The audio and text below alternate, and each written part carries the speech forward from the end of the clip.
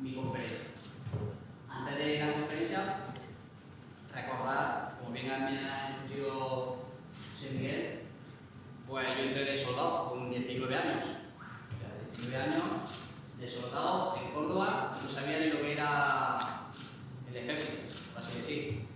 Y allí llegábamos y había por todos lados el típico cartel de te ves, si te ves puedes ser lo que quieras. Yo eso lo veía como algo que era imposible, era una cosa imposible para mí ser, por ejemplo, sargento, ser, por ejemplo, piloto y llegar aquí, por ejemplo, a dar esta conferencia a todos ustedes y que haya confiado en mí, por ejemplo, el teniente coronel, a que yo dé esta conferencia delante de todos vosotros, para yo poder depositar mi experiencia y que vosotros me podáis preguntar todo lo que queráis en un tema económico. O sea, que quiero que vean que al final el ejército de tierra, en las Fuerzas Armadas de tierra en particular por mi parte, pues al final los sueños se consiguen y se llega hasta donde cada uno más o menos ha podido ir estudiando o consiguiendo o por donde la ha ido llevando el destino. Pues para empezar voy a poner un vídeo de la instrucción específica operativa que en el batallón se hace antes de entrar en operaciones, en zona de operaciones. Es algo común este tipo de instrucción, como ya ha dicho el teniente, pero realmente importante es la instrucción progresiva que se hace de que se empieza hasta que se llega a la zona de operaciones. Realmente, como ha dicho antes el teniente, nadie empieza haciendo farro o misiones con operaciones especiales. Empezamos, primero lo instruimos, salimos de la academia, salimos del fuso y dentro de las unidades se va cuidando mucho a todos los pilotos para que cuando lleguen a una zona de operación o lleguen a hacer un tipo de misiones, al final estén muy preparados. Entonces, a partir de ahí todo ese engranaje se va consiguiendo con la experiencia, con los años y al final todos bebemos de todos en esa experiencia. Por aquí podemos ver una navegación táctica sobre un itinerario conocido, el de ese Río Tinto, en patrulla. Por ahí volamos muy bajitos, pero porque el terreno ya lo hemos reconocido antes. Normalmente solemos ir a 50 pies, nos ponemos ese límite de 50 pies, saltamos en el límite delante, puede ir un poquito más bajito.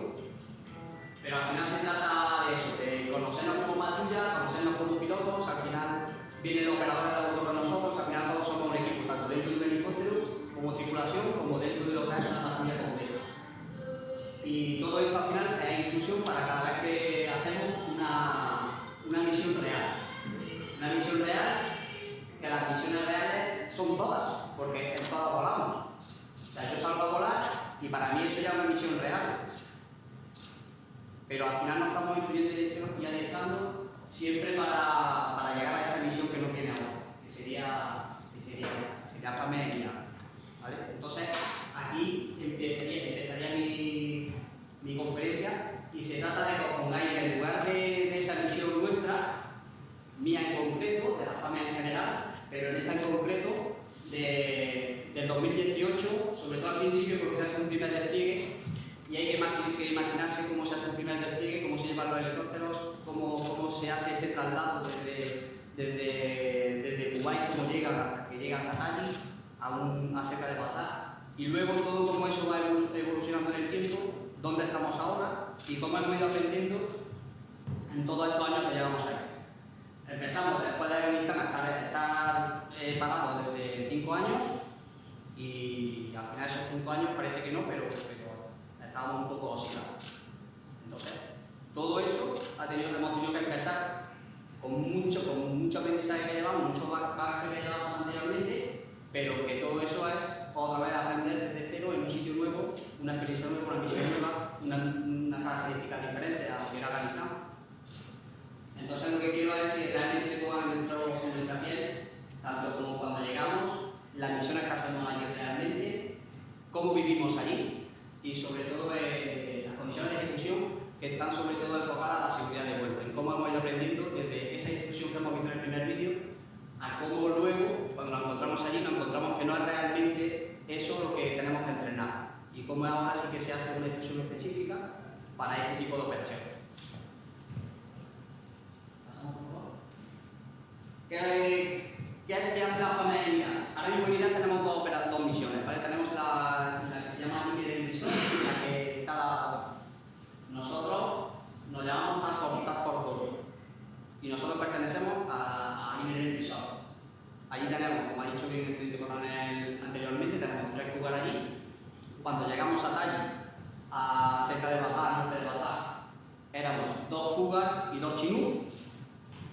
y luego vamos viendo esa evolución de cómo los chinos empiezan a irse de allí para hacer la transformación del fondo. ¿Vale? ¿Cuál es la misión principal que hacemos aquí? Pues ahora cuando veamos las misiones van a resultar o van a parecer muy sencillas porque es proporcionar transporte aeromóvil a las tropas de la coalición. Entonces, es ir de un punto, de una base central, una base de operaciones donde trabajamos y a partir de ahí hacemos la base como si fuéramos un autobús de línea. Lo van marcando las rutas y nosotros llevamos y traemos a gente según el papel que nos dan antes de la misión. ¿Vale? Ahora un poco más adelante especifico o entro un poco más en detalle en cómo es esa misión. ¿Cómo fueron los inicios? Como he dicho antes, fue la primera vez que el buque Juan Carlos I embarcó a los helicópteros dentro del buque y tuvimos que ir al Golfo Pérsico. Allí llegaron a Dubái. Para hacer todo eso, un equipo independiente de mecánicos, de inspectores, de operadores de a bordo, de operadores de helicópteros, iban en el barco embarcados con los mismos helicópteros. Ellos se encargaban de meterlos dentro, los contenedores, todos los repuestos que iban a hacer falta, por lo menos el primer mes, y se encargaban del helicóptero dentro de Juan Carlos I para cualquier cosa que necesitara cualquier compañero de la Armada. A partir de ahí llegan a Dubái, al Golfo Pérsico, y despegan del barco los tubos que estaban certificados, los chinos que van desmontados los sacaron antes, y vamos a Cambury, que está ahí al Cubano. Y luego cuando los helicópteros ya pueden volar, una semana de mantenimiento y de trabajo dentro de la base americana, tenían que pegar el salto hasta allí, que está como a 12 millas, unos 6 kilómetros de Bagdad, al norte de Bagdad. Para llegar ahí son 270 millas, con los helicópteros que vienen de España, que vienen del buque, con todos esos trabajos que se han hecho allí en Cambury, y vamos escoltados por helicópteros estadounidenses. Nosotros estábamos siempre como debajo de la brigada estadounidense. Entonces ellos nos daban todo el apoyo que necesitábamos para hacer ese tipo de labores. Pues ese es otro hito más que FAME, Comunidad Expedicionaria, nunca se había hecho y se consiguió, mejor o peor, pero en la misión se cumplió. Mejor o peor, digo mejor o peor porque costaba mucho trabajo empezar a echar a andar esta misión, porque no se había hecho nunca y los helicópteros al final estaban en unas condiciones que no sabían cómo te ibas a encontrar el ambiente polvoriento que había allí. Este es un pequeño vídeo de 10 segundos de la llegada allí a Cali. Y se puede ver perfectamente cómo íbamos escoltados por los helicópteros americanos, cómo es el airfield, la base americana donde estábamos allí con los helicópteros. Se pueden dar cuenta cómo estaban los parkings, cómo eran los T-Wall. Y al final las misiones era llegar a la zona, hacer todo el recorrido alrededor de los T-Wall, dejar a los pasajeros en la terminal, volver a cargar a los pasajeros y así continuamente, toda la misión de Irán. Misiones principales. Estas son las que están actualmente. Están allí en Al-Assad, el número 1. Están allí cerca de la frontera con Siria. Y desde ahí, que sale la base de operaciones, le encargan hacer el transporte aeromóvil de las tropas de la coalición. Y le marcan en la ruta que tiene que hacer. Pues tienes que ir a EHP. EHP es la zona de Atkinson, que es la embajada. Si han visto alguna película de Irak o la última serie que están echando a la libertad de los 8 de Irak, todo este tipo de películas, o Wilson, por ejemplo, se ve muy claramente dónde está toda esa zona. Está en mitad de Bagdad, tenemos otro punto que era el aeropuerto de Bagdad, el internacional, y luego el resto de puntos que tenemos ahí alrededor. Para que nos hagamos una idea, eran como 170 millas de Al-Assad a Bagdad, y otras 140 millas de Al-Assad, que es el número 1, a Erbil, que es el 4, que es el punto más excepcional de Irak, que ya pega con Turquía. Pues nuestra misión se trataba de eso. En la mía, por ejemplo, estábamos en Tallin, como he dicho antes, 12 kilómetros al norte de Bagdad. Para que se hagan una idea de la diapositiva que vendrá después, luego entraremos más en detalle de la seguridad del vuelo y el cambio que hemos ido dando, cómo hemos evolucionando en la instrucción y el adiestramiento de las unidades que van a ir. ¿Vale? Estamos hablando de 12 kilómetros, de 10 kilómetros, de 15 kilómetros, todo eso había que hacerlo como 10 veces o como 15 veces moverse por allí por dentro de una ciudad, tomar, salir, en gafa, formación, con polvo, ya, era muy saturante el principio ahí en Málaga. Vamos a poco. Este es un vídeo, para que se hagan una idea, todos estos vídeos son nuevos, de ese 2018. Este es un vídeo para que puedan ver cómo nosotros rodábamos por Tallinn, este era el puerto de Tallinn, cómo íbamos dejando al personal en la terminal, que ahora se va a ver que se va a ver una furgoneta, una pick-up. Ahí ven los plazos de los sanitarios y ese era nuestro recorrido diario para que cogían por el otro. Esa es la terminal, eso es lo que llamaban a ellos la terminal. Ahí había unos americanos donde cogían a la gente, lo subían, lo bajaban. Todo es la batalla. En estas condiciones hay que imaginárselas de noche, con gafas de nocturna, con 5, 4, 3, un montón de factores que a nosotros se nos escapaban en aquellos entonces cuando llegamos ahí por primera vez. El siguiente, ¿había otro vídeo? Otro vídeo era cuando salíamos de la zona de la ciudad de población de Bogotá. Esta era la antigua base de Maya, que era donde estaba el contingente español, donde ya estaba la tropa iraquíes para que pudieran luchar contra el Daesh. Entonces, era el otro punto que estaba como a 30 kilómetros de Bagdad. Llegábamos a Bagdad, salíamos de la población, la lucha de Bagdad y nos metemos ahí. Y este es el punto que está fronterizo con Siria. Se llamaba Caín y era otro sitio conflictivo, bueno, porque estaba en la frontera con Siria. Entonces estaba en la frontera con Siria y era en la época donde con Siria teníamos riesgo de terrorismo islámico. Todos los terroristas islámicos se habían como anidado ahí en la zona esa de Siria. Entonces cada vez que íbamos allí, pues tenemos que poner muchos más medios. Las condiciones de ejecución prácticas muy brevemente como nosotros hacíamos la misión. Nosotros nos enterábamos de la misión un día antes. Ese día antes ya la gente sabía, llamamos patas a los sitios donde íbamos a ir. Cuántas patas íbamos a hacer, cuánta gente recogíamos en un sitio, sacábamos en otro, llevábamos a otro. Todo eso lo sabemos al día siguiente, el día anterior. Pues desde ese día ya sabíamos que la operación se empezaba 4 horas antes del vuelo. 4 horas antes del vuelo nos preparábamos, teníamos una reunión con los americanos, un briefing. Ese briefing nos daba la inteligencia, nos daba toda la información que necesitábamos, como la meteorología, las amenazas que había, y a partir de ahí nosotros preparamos nuestra misión. O sea, 4 horas antes estábamos con los americanos y a partir de ahí empezamos a contar para atrás. Las misiones allí podían ser de 8 horas, desde que salgo a volar de vuelo, contando las 4 horas antes que empiezo a prepararme. Entonces, el riesgo de fatiga que había en aquella época no estábamos acostumbrados. Todo esto, como digo, hemos ido evolucionando en la instrucción y el adiestramiento que hemos ido haciendo durante todos estos años.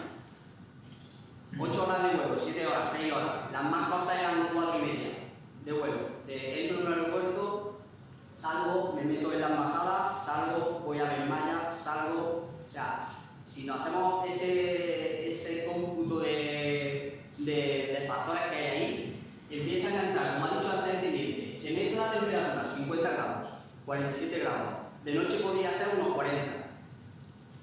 De noche, las misiones se hacían de noche porque por amenaza, pero por amenaza nuestra de la temperatura. O sea, era para que no sufriéramos tanto por la temperatura.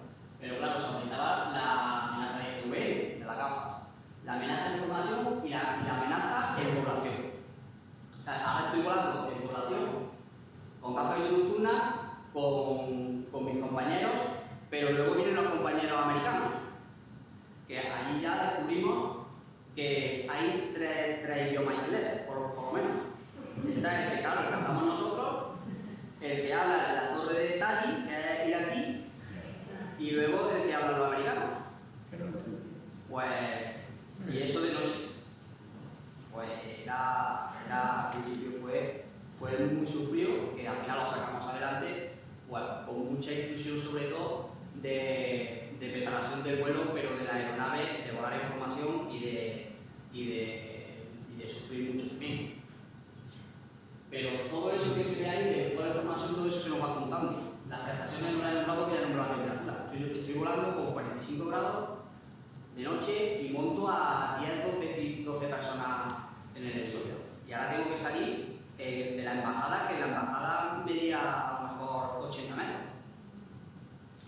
todo eso iba acumulándose, los riesgos que íbamos acumulando, y al final era una misión complicada, sobre todo en los principios. ¿Vale? Y la tormenta de arena, ya lo ha comentado el teniente, era imposible, eso lo descubrimos allí, no habíamos descubierto, la tormenta de arena no lo habíamos descubierto, hasta que llegamos allí. Y eso es como el que se mete en nubes, pues muy parecido. Si se mete en nubes, se puede salir de la nube, de la tormenta también, pero como teníamos que entrar en Bagdad, teníamos que entrar en la embajada, teníamos que entrar en todos los sitios, era una calima, lo más parecido sería como lo que se ve a la derecha. Lo que se ve arriba a la derecha, eso era lo más parecido que se volaba el 70% de los vuelos allí. Era que tú veías muy bien al helicóptero con el que volabas en patrulla, pero no veías nada por debajo, no veías nada al frente, no veías nada alrededor. Tú veías el otro helicóptero solamente. ¿Vale? Y a partir de ahí te picabas al punto de toma un poco con la esperanza y con la referencia que tenías de que tarde o temprano ibas a ver. Y al final lo veías y aprendimos a volar así. Pasamos. Esta era la misma diapositiva para que se puedan hacer una idea de cómo se ve una ciudad en gafas volando en patrulla. Y la otra sería la contracaída del helicóptero cuando detecta una amenaza. De la gafa me gustaría decir, por ejemplo, una de las cosas que aprendimos allí era a volar con gafas y sin gafas. Era que volábamos siempre convencional, volábamos sin gafas, las gafas puestas, pero mira arriba, yo miro el convencional, miro de noche, y cuando ya me estoy metiendo justo casi en el suelo, entro en gafas y ya empiezo a ver el suelo en gafas. Era la única manera de poder entrar en la embajada, por ejemplo, o en Bagdad. Eso nos dimos cuenta allí. Todo eso son sistemas de lesión aprendida donde poco a poco nosotros nos hemos ido pasando a esa lesión aprendida al siguiente que va a la misión, luego al siguiente, y poco a poco cada vez somos más profesionales en ese aspecto y pasamos menos fatiga.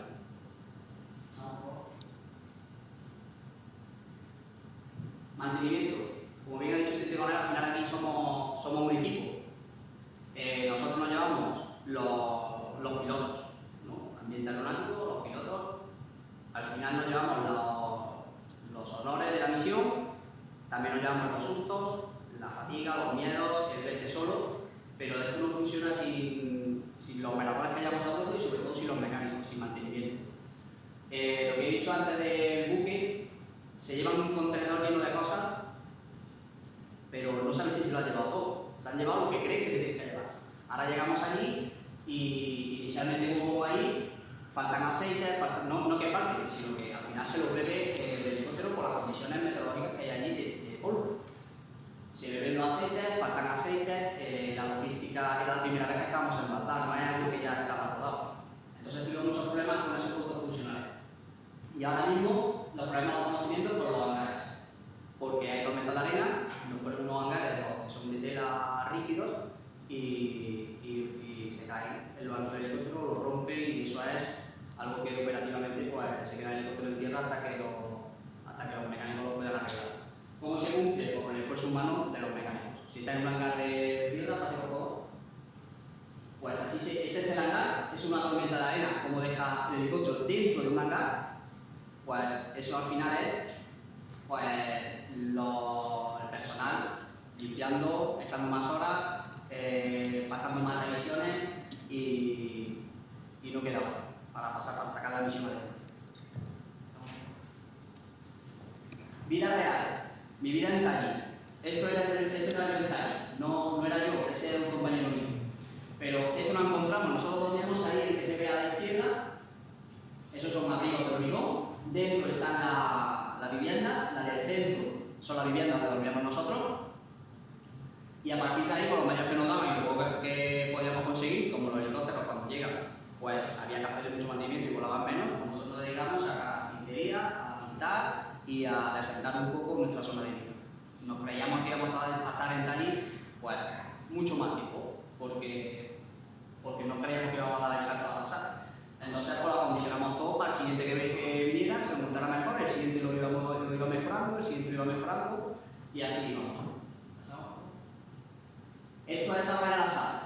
Dieron el salto a la sala en el 20, esa es la base de la sala, en mitad del desierto, por eso se se comen todas las tormentas de arena que hay. Y eso es el comedor típico de la base. La base está bastante bien, estamos siempre en base americana, entonces en ese aspecto de logística y de comedores, de gimnasio y eso estamos bastante bien. Pasamos todo. Y lo bonito que hay son las operaciones, en esta en concreto, en la INE del Resort que hablaba al principio, en la que estamos nosotros, en una base americana, es que estamos como con una coalición de ejércitos. Entonces, se hacen muchas cosas con ellos aquí. Hacen muchas competiciones deportivas, hacen mucha vida de confraternización, hacen patrullas con ellos, hacemos patrullas con los de la OTAN, hacemos patrullas con los americanos y bueno, al final es un aprendizaje y lo que hablamos antes, nos vemos todos unos de otros y es como aprendemos. Como aprendemos es yendo y pasándolo mal y bien a la vez y no nos queda otra. Y